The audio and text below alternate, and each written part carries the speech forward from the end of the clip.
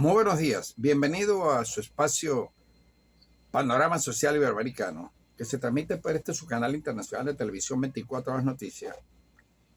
En sus ediciones especiales en idioma español e inglés dirigidas al Hispanoamérica, el Caribe, la costa este de los Estados Unidos y Europa Occidental. En el día de ayer hicimos una descripción y una narrativa de la evolución del proceso político, social y constitucional venezolano que abarca desde los sucesos del 19 de abril de 1810, la instalación del proyecto más extraordinario que se haya hecho en materia de integración del libertador Simón Bolívar con la creación de Colombia por mandato de la Constitución sancionada en la Villa Rosario de Cúcuta en mayo de 1821. Luego el periodo correspondiente a lo que se llamó la oligarquía conservadora, que se inicia con el gobierno del presidente Páez, designado por el Libertador en su última gira a Caracas el 27 de mayo de 1827, que lo designa jefe civil y militar supremo de Venezuela. Ya Venezuela era integrante de la Gran Colombia junto con el Ecuador y la Nueva Granada. Comienza ese periodo que se ha denominado en nuestra historia la oligarquía conservadora.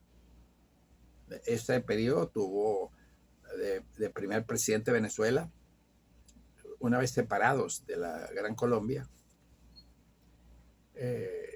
al general Páez en dos oportunidades, al general Sublet, al general José Tadeo Monagas, José Gregorio Monagas, que se conoció como los 10 años del Monagato, que concluye en 1858, cuando el general Monagas pretendió reelegirse presidente modificando la constitución de ese año, permitiendo la reelección y alargando el periodo constitucional a 6 años. Eso trajo por consecuencia la revolución del 5 de marzo, encabezada por el general Julián Castro, que lo derroca y entra Venezuela en un periodo de incertidumbre y de luchas espantosas entre el Partido Liberal y el Partido Conservador, que desencadena finalmente la guerra federal, motorizada desde un panfleto que se llamó El Venezolano, creado por Antonio Leocadio Guzmán en 1942, panfleto incendiario que llevó a los venezolanos a enfrentarse por la vía de las armas. Ya lo hacían por la vía política.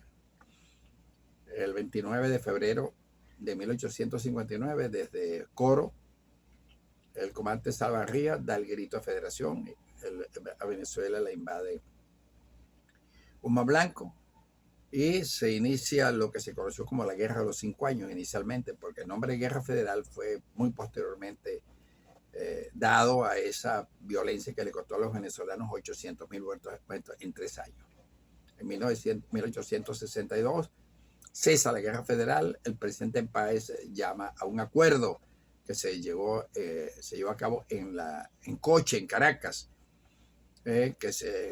para darle fin a su gobierno, que se llamó el gobierno de la dictadura, que duró 3 años, 59-63, y triunfa la Guerra Federal. Ahí se inicia un nuevo periodo histórico de 40 años. Este es el segundo periodo de 40 años que ocurre en Venezuela. 1864, con la Constitución federal, unitaria, centralista, que emana de la Asamblea Constituyente, cuyo presidente fue Antonio Leocadio Guzmán. El inicio constitucional y político de Venezuela de los próximos 40 años hasta 1899 se llamó el Guzmanato, la oligarquía liberal. Guzmán Blanco se apodera del poder, es el gran beneficiario de la guerra federal políticamente. Gobierna el país por 17 años, el sexenio, el quinquenio, el bienio. En 1870 reforma la Constitución y reduce el periodo presidencial a 2 años.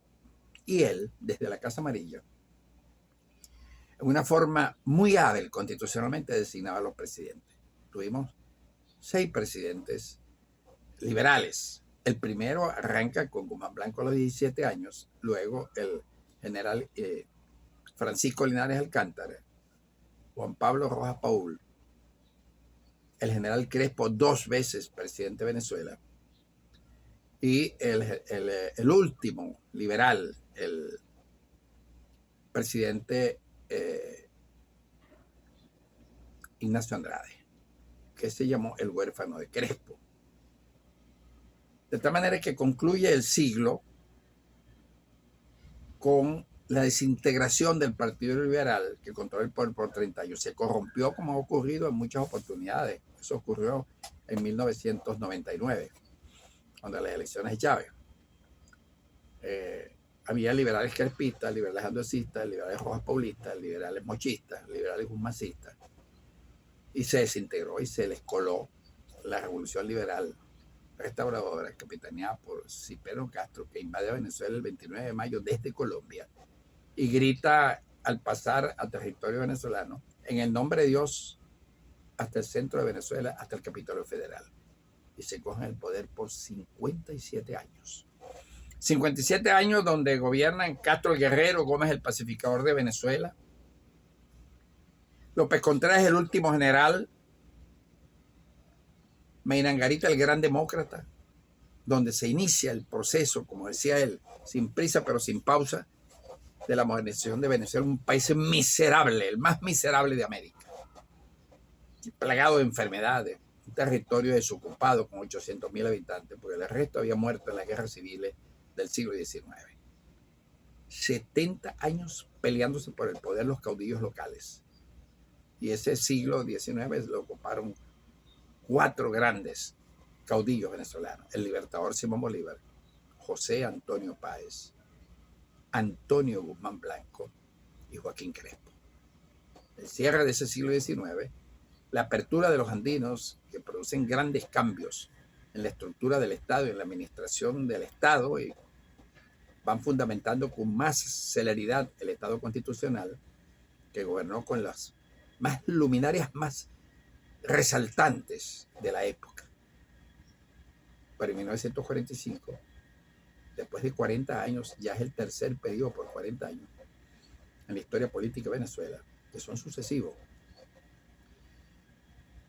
El presidente Medina es derrocado por una alianza entre el Partido de Acción Democrática y los militares que tienen una logia, que son esos militares que habían salido al exterior encabezados por 9 oficiales, por Marco Pérez Jiménez. El desastre que significó los 3 años del vandalismo de Acción Democrática en el poder, que se conoció como el trienio de Cotajo, por consecuencia un contragolpe con los mismos militares que derrocaron a Medina, ahora encabezados por el teniente coronel Carlos Delgado Chaló, y los mismos militares del 45 derrocan al maestro Gallegos apenas 9 meses de haber asumido el poder. Viene un gobierno de transición y ahí sí se inicia con profundidad la transformación de Venezuela. La presencia de Delgado Chaló, un hombre culto, formado en Europa, ingeniero militar, asimilado a las Fuerzas Armadas con el grado de capitán en 1941, y rodeado de este grupo de dirigentes militares de alto tenor de liderazgo dentro de las Fuerzas Armadas, encabezados por el teniente coronel Marco Pérez Jiménez, de 40 años, se inicia el proceso muy rápido. Se cambian una serie de instituciones jurídicas y políticas. Lamentablemente, el 13 de noviembre de 1950 es asesinado el presidente de la Junta Militar, el teniente coronel Carlos Chávez. Viene de nuevo un pequeño devaneo en la conducción del país. Se nombra una junta de gobierno encabezada por uno de los líderes fundamentales de la generación del 28. Y en 2 años esa junta de gobierno renuncia y vienen unas elecciones convocadas para elegir una asamblea constituyente. Las pierde el gobierno del presidente Pérez Jiménez. Sin embargo, el alto mando militar no reconoce el triunfo del doctor Villalba, que había ganado las elecciones con el respaldo de los votos de Acción Democrática, que estaba ilegalizada desde el año 49. Pérez Jiménez es designado presidente por la Asamblea Constituyente del 53. Como se ven electos todos los presidentes de Venezuela, aquí se han utilizado las asambleas constituyentes, que son para fundamentar el Estado, para nombrar presidentes. Ahorita está Maduro de nuevo convocando una constituyente para reformular la Constitución del 99, porque ya no se cumple, según él, las expectativas de la Revolución Bolivariana ni del pueblo de Venezuela. Hay que estar alerta con eso. No se puede permitir que se desmonte el Estado federal y el Estado constitucional. Fueron 5 años de gobierno del presidente Pérez Jiménez. Fenomenal gobierno. Recibe un país miserable, plagado de enfermedades, como se los he narrado anteriormente, mal de Chaga, paludismo, tuberculosis. Sobre todo la calidad de vida por la inexistencia de medicamentos para combatir esas enfermedades que no existían, era de apenas 49 años. Y el presidente Pérez Jiménez, con 4.800 millones de bolívares obtenidos de las regalías petroleras, transforma a Venezuela, que le empiezan a llamar el 57 la Suiza de América. Llenó el país de hospitales, carreteras, autopistas, industrias, puentes. Trajo 140 puentes para unir a Venezuela, construyó el puente del Chami, por ahí bajaron los restos de los andinos al poder para integrarse al componente nacional. Y el país floreció de aquella miserable que recibió el 53 con 2.8 millones de habitantes, ciudades con todos los servicios públicos, avenidas, modernizó las 24 capitales de estado y los 240 distritos que ahora son municipios en la estructura del 89. De tal manera que ese gobierno progresista le valió que al presidente Pérez Jiménez lo consideraran los norteamericanos, que después lo derrumban porque se convirtió en un factor de perturbación, porque era un mal ejemplo el desarrollo de estos pueblos, que los Estados Unidos siempre han querido, que ellos llaman su patio trasero, mantenernos en culto y dominarnos por la incultura, como lo dijo el Libertador. Son juzgados para ellos aprovecharse de los grandes beneficios de las materias primas que las tiene este continente. Aunque ayer el presidente de los Estados Unidos, en una de sus devariaciones de populismo, dijo que él no necesitaba de nosotros, los hispanoamericanos. Ustedes necesitan de nosotros, no nosotros de ustedes. Falso de toda falsedad. Lo que es hoy los Estados Unidos se le debe al petróleo, al oro, al hierro venezolano, con el cual ellos ganaron la Segunda Guerra Mundial. Debemos recordarlo siempre, que el presidente Medina, por la reforma del 45, obligó a las petroleras a poner las refinerías aquí. Con esas refinerías, las 4 refinerías que construyeron, que le costó el cargo a Medina, porque por eso lo tumban los norteamericanos, como tumbaron a Gallego, porque los obligó a pagar el 50-50, que pagaban lo que les daba a ellos la gana. Venezuela recibía 0.80 centavos de dólar por barril de petróleo, y ellos percibían $4 por barril de petróleo. Eso no lo dicen, eso lo callan. Entonces, ese gobierno progresista de Pérez Jiménez es desestabilizado por la CIA. Se llega al acuerdo de Nueva York entre Rómulo Betancourt y el vicepresidente de los Estados Unidos, Nelson Rockefeller, y en una reunión en el Sporting Jack Club, que está en los documentos desclasificados, y yo los tengo, los saqué de Washington, del Foreign Office, le ofrecen a Betancourt: te vamos a ser presidente si nos entregas la industria petrolera. En esa reunión, Betancourt lo aceptó. Estaba asilado en Puerto Rico, bajo la égida de Luis Muñoz Marín, un izquierdista gobernador del Estado Asociado Libre de Puerto Rico. Le desajustan el piso político con la CIA, le motorizan las revueltas estudiantiles de los liceos Fermín Toro, Aplicación, Andrés Bello, Gustavo Herrera y de la Gran Colombia. Y Pérez Jiménez en 30 días renuncia a la presidencia, se va y asume un gobierno provisorio que en 9 meses derrochó, se apropió de 2.600 millones que dejó el presidente Pérez Jiménez en las arcas del Banco Central para terminar la grande obra de civilizarnos. Se lo repartieron entre Caldera, eso está en la historia ahí, eso está escrito, Rómulo Betancourt y URD, para hacer la campaña electoral del 59, que era un triunfo anunciado, que los americanos iban a imponer a Rómulo Betancourt. Y lo imponen, y Betancourt les entrega la industria petrolera a las 5 operadoras de la ExxonMobil, y se apoderan del petróleo y pagan lo que querían de regalías hasta la nacionalización chucuta de Carlos Andrés Pérez, que fue tan criticada porque 2 años después se vencían las concesiones petroleras y todos los activos de superficie que estaban en Venezuela de esas petroleras pasaban gratuitamente. Y al adelantarse, Carlos Andrés Pérez, muy hábilmente, nacionalizó y tuvo que indemnizar a esas petroleras de la ExxonMobil con 1.300 millones. Se habla y está en los documentos clasificados que le entregó 1.000 millones y él dejó 300 millones fuera de los Estados Unidos. Eso está ahí escrito. Si ustedes buscan los documentos desclasificados de la Embajada Americana, que es donde mensualmente la Embajada de los Estados Unidos en cualquier país, en Venezuela, hace un informe sobre la situación. Yo publiqué recientemente, y ahorita está en librería en 24 países de América, esta obra que tiene por título Tiempo y Drama de la Historia de Venezuela. Allí está narrada la historia oscura, violenta, de guerras civiles, de lucha por el poder, de cómo los presidentes de Venezuela desnaturalizaron la razón de lo real y de lo posible para utilizar el petróleo para darnos